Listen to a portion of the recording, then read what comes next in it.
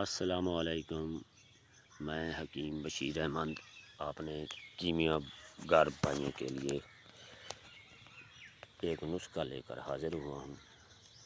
اگر اس نسخے کو کسی میرے کیمیا گر بھائی نے بنا لیا تو وہ سونا بنانے کے لیے اس کے علاوہ اسے کسی اور چیز کی ضرورت نہیں پڑے گی۔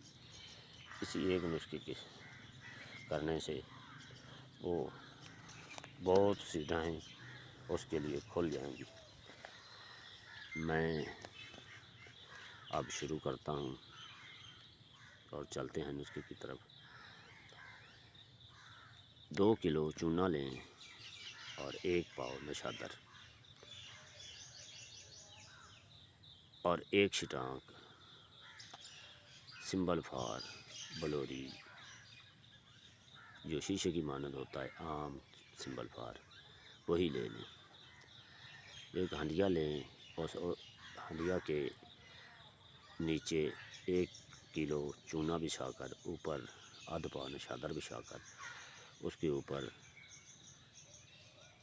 سمبل فار کی 5 تولے کی ڈلی رکھیں، اوپر پھر نشادر دیں، اوپر بقایا چونا جو کلو بچا ہے اس چونا کو اچھی طرح سے بند کر کے کھلی آنچ پر دل کرے تو رکھ لیں، نہیں تو 10-12 کلو کی بند آگ دے دیں، یا کھلی آنچ پر رکھیں تو 10-12 گھنٹے ہلکی اور درمیانی آنچ پر پکائیں۔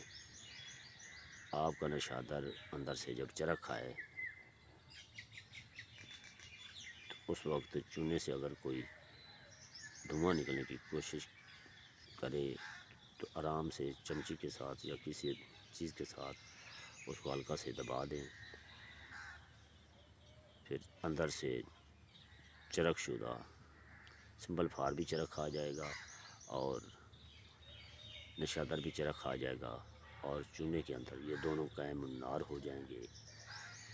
آرام سے ٹھنڈا ہونے دیں، نیچے اتار کر 1-آدھ گھنٹے کے بعد آرام سے اس کو نکال لیں۔ اندر سے سمبل فار چرخ شدہ ہوگا، اس کے اوپر نشادر چمٹا ہوا ہوگا۔ آرام سے نشادر کو ہٹا کر سمبل فار کو جلدی کسی برتن میں رکھ لیں۔ یہ سمبل فار اگر ہوا لگے تو یہ سمبل فار تیل ہو جاتا ہے، اور اگر اس کے ساتھ پارے کو کھرل کیا جائے تو وہ بھی تیل ہو جاتا ہے۔ یہ نسخہ بہت ہی اکثری ہے۔ یہ سمبل فار گندھک کا بھی تیل کر سکتا ہے، لیکن عقل مند کے لیے اتنا اشارہ کافی ہے۔ میرے بھائیوں، علم کیمیا اتنا زیادہ مشکل نہیں ہے، مگر ایک استاد کی رہنمائی ضروری ہوتی ہے۔ والسلام، آپ کا حقیر بشیر، اکثیر حکمت بشیریہ کا راز جو کہ میرے دل میں تھا آپ لوگوں کے سامنے پیش کر دیا۔ والسلام۔